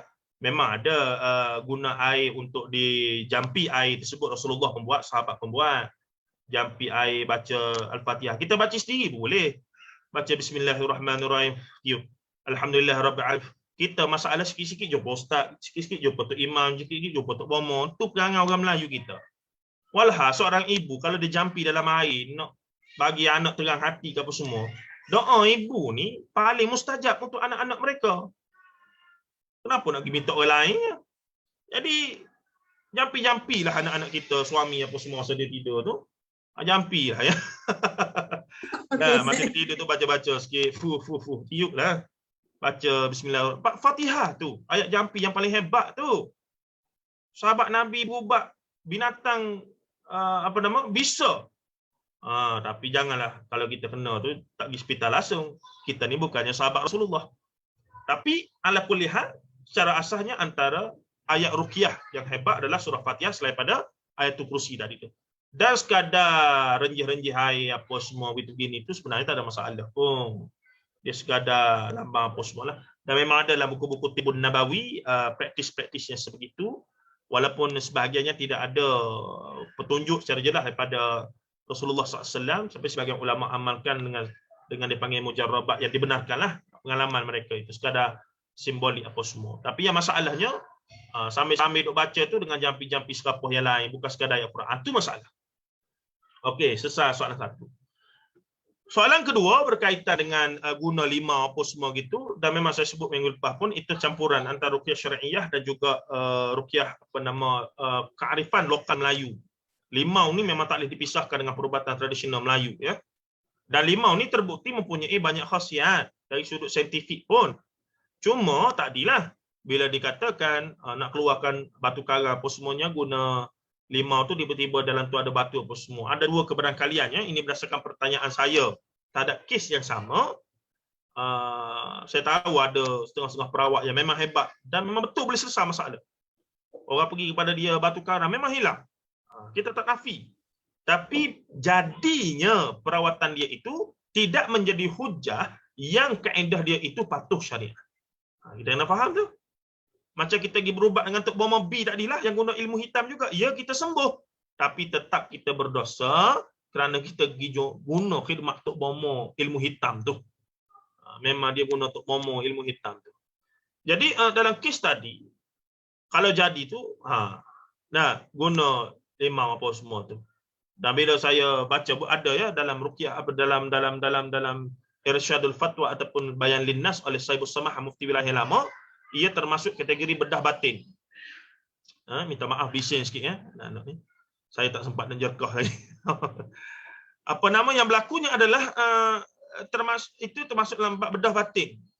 Dan ni sumber yang diperakukan secara rasminya di Malaysia ini jelas menyatakan bedah batin adalah haram. Sebab tidak ada logik saintifiknya. Dia mesti guna, kalaulah sama ada pertama dia tipu, maksud dari awal lagi benda tu dah ada dalam tu, dan itu pun dah dibuktikan oleh setengahnya bahawa dia memang dah letak awal-awal dah batu dalam tu. Tapi bukan kes tu ya, kes lain lah. Maksudnya ada dua keberangkalian. Satu, dia memang tipu gitu. Yang kedua adalah memang dia guna perantaraan jin. Tidak ada benda lain dah melainkan jin kalau betul-betul boleh buat gitu. Dan bila guna bantuan jin, hukumnya jelas. Hampir ijma', jumhur, majoriti ulama mengharamkan kita manusia untuk guna khidmat jin. Wallahu a'lam. Baik. Terima kasih Ustaz. Okey puan. Ustaz, kalau ada orang kabur dia mimpi dapat ilmu, lepas tu dia pun mengubat orang. Syirik tak gitu? Nak kata dapat hak syirik tu tidak mudah ya. Kita tak boleh kata orang kata mimpi dapat ilmu syirik, tidak. Cuma pattern mimpi dapat ilmu ni memang masyhur di alam Melayu. Dalam bab kita katakan bunian. Kalau tuan-tuan perasan, saya dah bahas dah bab bunian ke belum ya? Bunian, kenapa semenjak tahun 2000 dan ke atas tak ada dah kes orang hilang, baby hilang dalam perut, diambil oleh bunian. Ke mana bunian-bunian itu pergi? Adakah bunian-bunian itu, tu belakang tu bukan orang bunian ya? Itu namanya cari ke apa?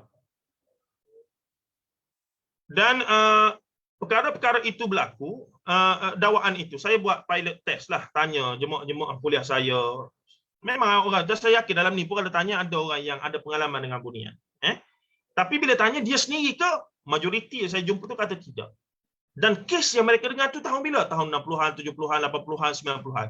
Tahun 2000 dan ke atas, sebanyak kita punya equipment untuk beranak ni semakin moden, boleh scan sampai sekarang 4D, 5D, boleh tengok dalam perut warna anak, hidung mancung, hidung pesek, boleh tengok terus.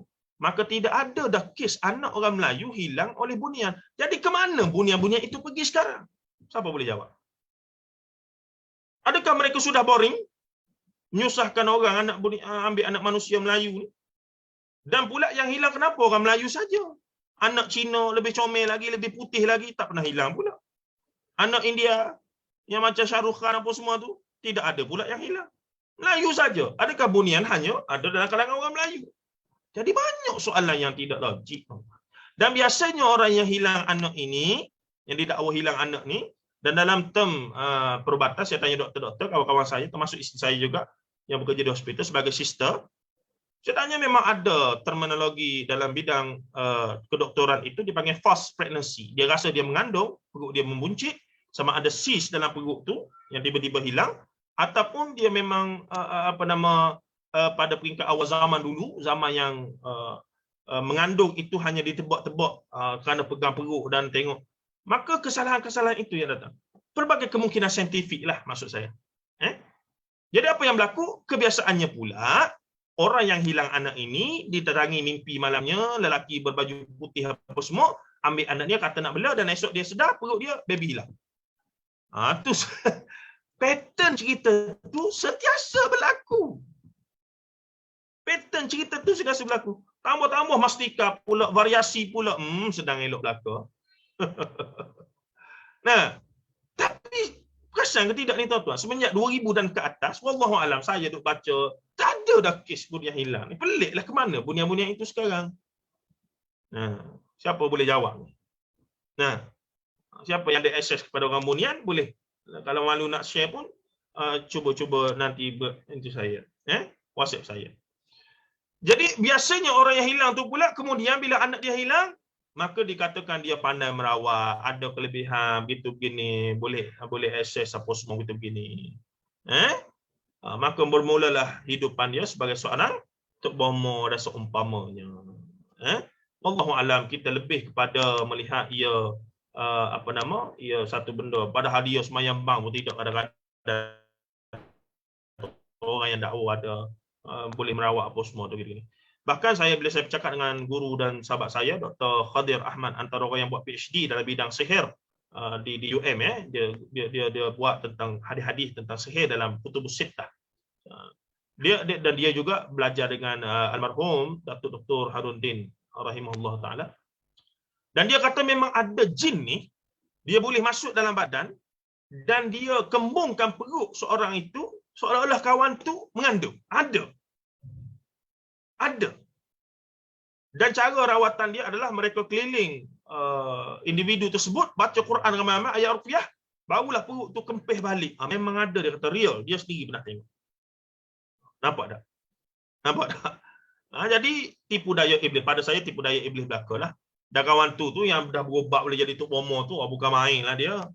Dengan habuan-habuan apa semua begitu begini, kedudukan orang ada puji, boleh merawat hebat apa semua, lagilah dia tenggelam dengan perkara tersebut.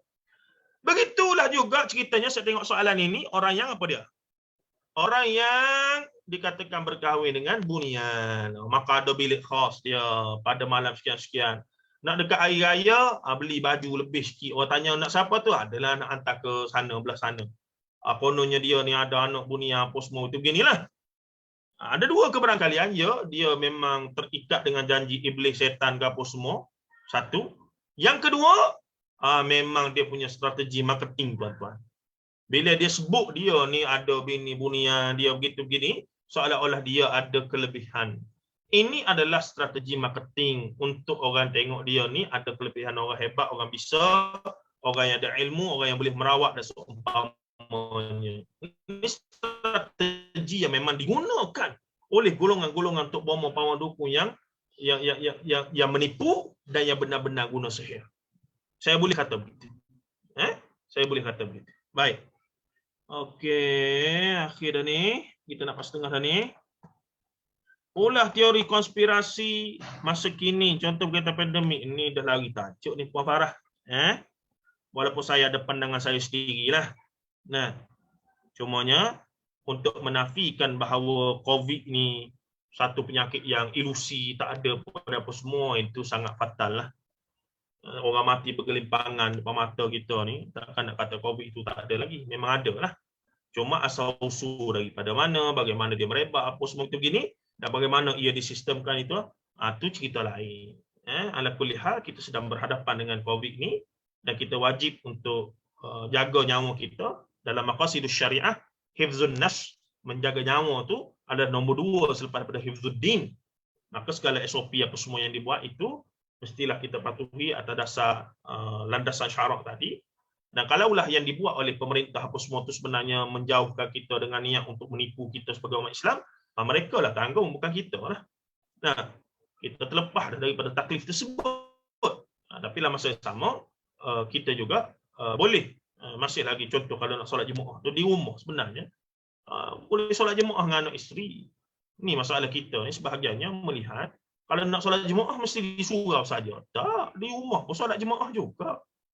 Nak rapat sah apa semua dengan anak isteri kita buat di rumah, tak masalah. Begitu. Confirmnya bila solat jemaah ini pahala tidak satu. Masalah kita kalau tak jemaah di surau masjid, kira-kiranya di rumah tak payah solat jemaah. Itu salah.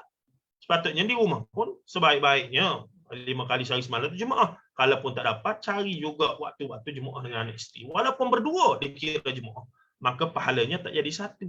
Walaupun tidak lengkap 27, dapat 10, alhamdulillah dapat 15. Pahala jemaah juga. Kalau solat seorang-seorang, confirm dapat 1. Itu tak masuk lagi tolak markah, tak khusyuk lah apa semua baca, tak cukup sunnah-sunnahnya apa semua lagi. Begitulah lebih kuat tuan-tuan. Jadi sudah 4.30, saya berhenti di situ dan saya tak dapat tengok soalan di Facebook kita. Tak tahulah ada ramai orang ke tidak di situ. Minta maaf. Kalau ada masa nanti saya akan jawab secara bertulis lah di Facebook Akademi Tadabbur Malaysia, insya-Allah. Jadi terima kasih pada ibu ayah sekalian. Saya ulang balik, jaga diri masing-masing, jaga SOP, kurung diri di rumah kalau boleh, janganlah keluar langsung kalau tidak ada keperluan langsung dan seumpamanya. Dan ini waktu kita ya bersama keluarga ataupun cari aktiviti lain, tambah ilmu. Dan juga 10 Zulhijjah awal ni masih lagi banyak ruang, dan tidak ada ibadah khusus ya. Ada orang kata kena puasa apa semua. Puasa tu ketika pada Arafah tu lah, itu memang ada lah. Tapi segala apa saja ibadah termasuk kita sedang dalam majlis ilmu ini, semoga Allah Ta'ala gandakan fadilat-fadilatnya. Dan orang yang rajin puasa, dia puasalah. Orang yang rajin solat sunat lah. Orang yang rajin puasa, kebetulan dia nak qada yang dia tinggal sebelum ni, itulah yang terbaiknya. Orang yang belum khatam Quran, tak sempat nak khatam dalam Ramadan tempoh hari, ambillah peluang ini untuk khatam. 10 awal Zulhijjah ni 10 awal yang begitu suci kedudukannya. Sama hebat dengan Ramadan sepatutnya. Dia punya fadilah tu. Dan 24/7, bukannya siang saja dan malam saja, 24/7. Antara benda yang saya syorkan pada tuan-tuan adalah benda yang kita salah faham dalam konsep baca Quran. Kita faham baca Quran ni sebagai penutup ya. Kita faham baca Quran, ambil wudu, pakai telekung, khususnya muslimat, menghadap kiblat, duduk atas sejadah, ambil rehal, duduk, itulah baca Quran. Itu cara baca Quran yang paling beradab dan paling bagus. Yang sebagaimana Imam Nawawi sebut dalam kitab dia itulah al-adab min adabil al-adab fi hamlatil Quran tu. Tetapi dalam masa yang sama kita juga nak basahkan dan jadikan Quran itu sebagai zikir kita. Bacaan-bacaan membasahkan lidah. Maka saya syorkan kita ni adalah apa dua kerjaan. Sedang bawa kereta ke, tapi tak boleh bawa kereta sekarang. Tengah dengar kuliah, tapi itulah tengah duduk saja duduk masak ke apa semua, kita ulang di mulut kita surah-surah yang kita ingat selain pada zikir-zikir subhanallah, alhamdulillah, Allahu akbar, astagfirullah apa semua tu, kita baca juga surah-surah yang kita ingat. Ustaz, saya ni surah Fatihah saya ingat. 113 surah lain saya tak ingat satu pun. Teruk betul orang macam ni.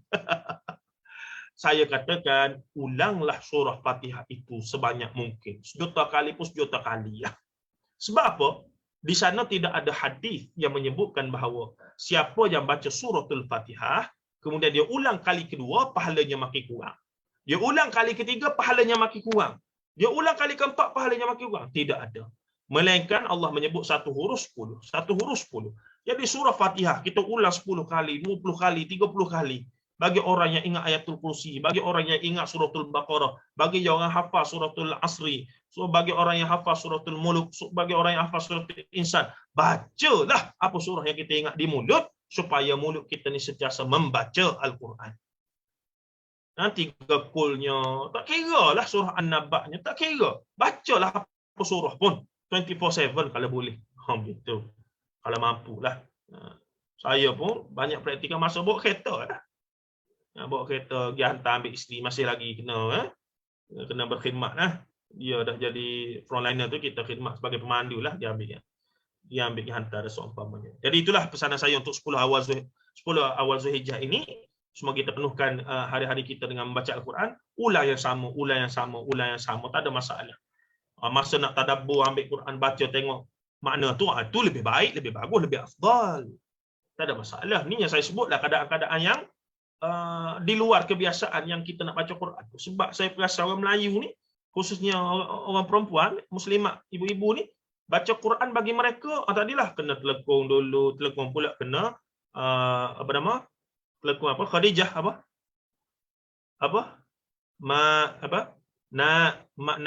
Telekung. Ya dah. Macam-macam lah. Maksudnya ada satu stigma, mesti gitu, mesti begini. Itu kita katakan ya betul. Tapi itu yang terbaik. Sejadah Madinah, telekung Siti Khadijah, menghadap kiblat, ambil wudu, itu yang paling sempurna baiklah kita katanya. Tapi dalam keadaan umum ni, sambil-sambil dia buat kerja, lipat kain, apa semua kita begini, mulut kita tu qul huwallahu ahad, Allahus samad, lam yalid walam yulad walam yakul lahu kufuwan ahad. Ke bukan baca Quran tu. Baca Quran lah tu, tuan-tuan. Baca Quran lah tu. Ulang saja. Mana-mana surah yang kita ingat. Kalau qul huwallah lah, ulang lah. Pahala. Satu huruf tu tak dapat pahala. Allah tak akan letih. Malaikat tak akan letih nak tulis pahala kita. Wallahu alam. Kita jumpa lagi minggu depan 2 siri lagi. Saya harap sempatlah kita habiskan semua bab. Kalau tak sempat, tengoklah macam mana, sama ada kita sambung ataupun kita ringkaskan dan seumpamanya. Wallahu taala alam. Wallahu taala alam. Sallallahu alaihi wasallam Muhammad wa ala alihi wa sahbihi ajma'in. Walhamdulillahi rabbil alamin. Wassalamualaikum warahmatullahi taala wabarakatuh. Terima kasih doktor. Terima kasih Ustaz. Assalamualaikum.